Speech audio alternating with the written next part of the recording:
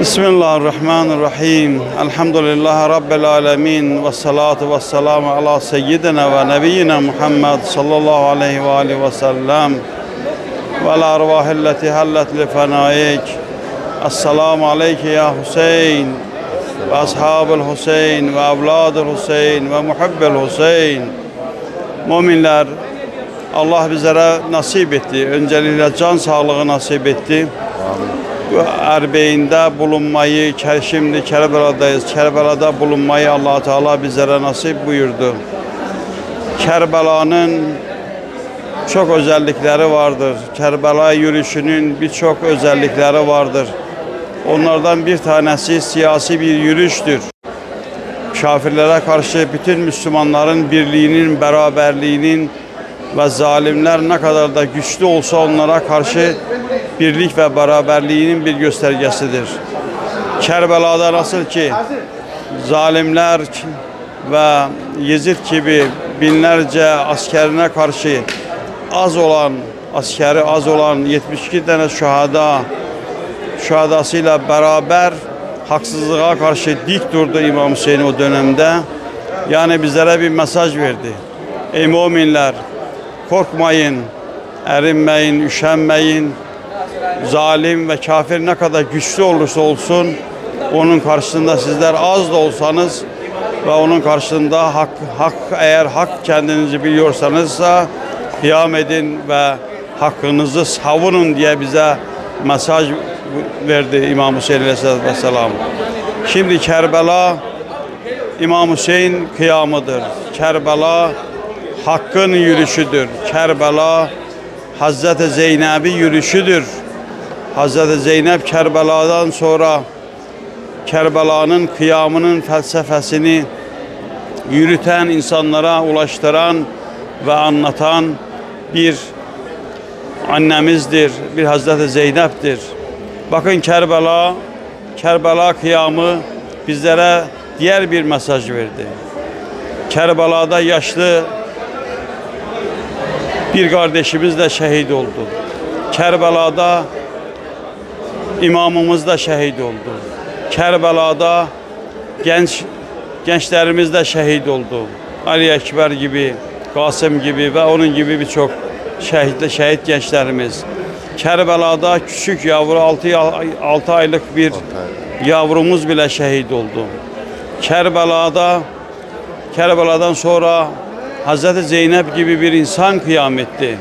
Yani kıyam geldiğinde topyekün kıyam etmeliyiz. Yalnızca erkekler savaşacak diye bir şey yoktur. Yalnızca yaşlılar kıyam edecek diye bir şey yoktur. Ya gençler gidecek, kıyam edecek diye bir şey yoktur. Kıyam geldiğinde, Allah için kıyam olduğunda, kıyam herkesin boynunun borcudur. Hakkı savunmak, ister kadın olsun, ister çoluk olsun, çocuk olsun. Hazreti Hüseyin'in kıyamını bu pencereden bakmalıyız. Şimdi her yılki gibi olduğu gibi Avrupa'nın çeşitli ülkelerinden gelen ziyaretçi kardeşlerimiz var. Erbeğin'e gelen kardeşlerimiz var. Her yıl bunlarla beraberiz. Erbeğin yürüyüşünde beraberiz. Ve Türkiye'nin çeşitli yerlerinden gelen kardeşlerimiz var. Geçen dönemlerden Rusya'dan gelenler vardı, Gürcistan'dan bizimle beraber gelenler vardı. Şimdi yine aramızda Bakülü gelen kardeşlerimiz var. Bizlerin hepimizi bir araya getiren Hüseyin'i bir duruştur. İmam Hüseyin'in o kıyamının bir duruşudur.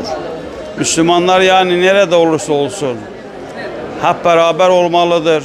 Beraber kıyam etmelidir. Beraber omuz omuza vermelidir.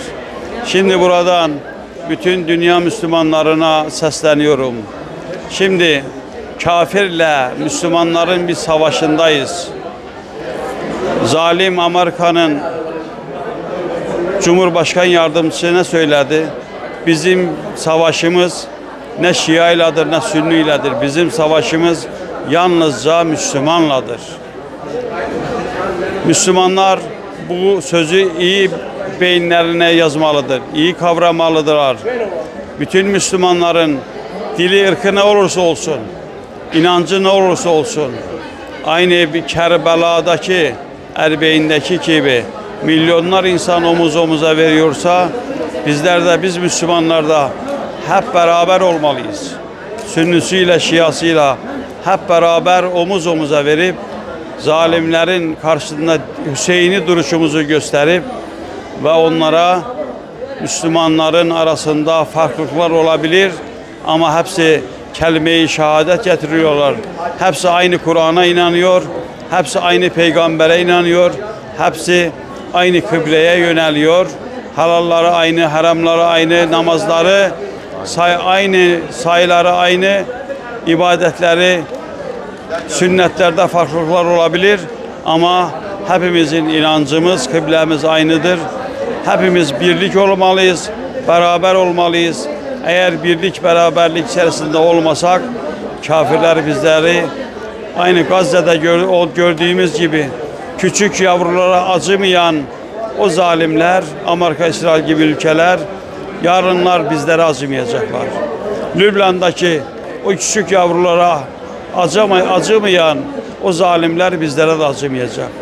Yemen'deki o küçük yavrulara acımayanlar bizlere acımayacak veya İran İslam Cumhuriyeti'nde o okullarda şehit olan o küçük yavrulara acımayan, hastaneleri vuran o zalim insanlar bir gün bizlere de acımayacaktır. Bizler zalimin karşısında nasıl dimdik durmamızı iyi öğrenmemiz için hepinizi Erbeğin'e davet ediyorum. Herkes Erbeğin'e gelsin ve bu Erbeğin'de bu atmosferi yaşasın, bu duyguyu yaşasın. O zaman Hazreti Hüseyin'in kıyamını daha iyi anlayacağınız, hepimiz iyi anlayacağınız ve hepinize şimdiden dua ediyorum. Hepiniz, herkes bu güzel ziyarete nasip etsin. Amin. Allah bütün hastalarımıza şifa versin. Amin. Allah bütün hepimizin, ölenlerimizin ruhunu şad etsin. Amin. Ve bizimle beraber zahmet çeken, ta Avrupa'dan gelen Cemal kardeşimizin de Allah ömrünü uzun etsin ki Amin. bizleri sizlerle bu medya aracılığıyla bizlerle sizlere ulaştırır, yakınlaştırır. Bu da büyük bir nimettir, bir sevaptır. Allah inşallah sevabını İmam Hüseyin'in elinden almayı nasip etsin. Vesselamu aleyküm ve rahmetullahi ve berekatuhu. صدا صدای اذانه اذان اذان علیه صدق المثانی چه پهلوانی بچه اذانی ذکر جهانی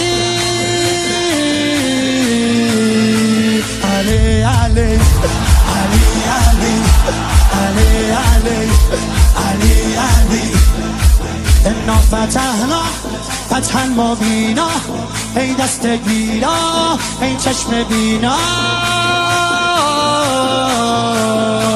علی علی علی علی علی علی دیوونه بشی علی علی صدا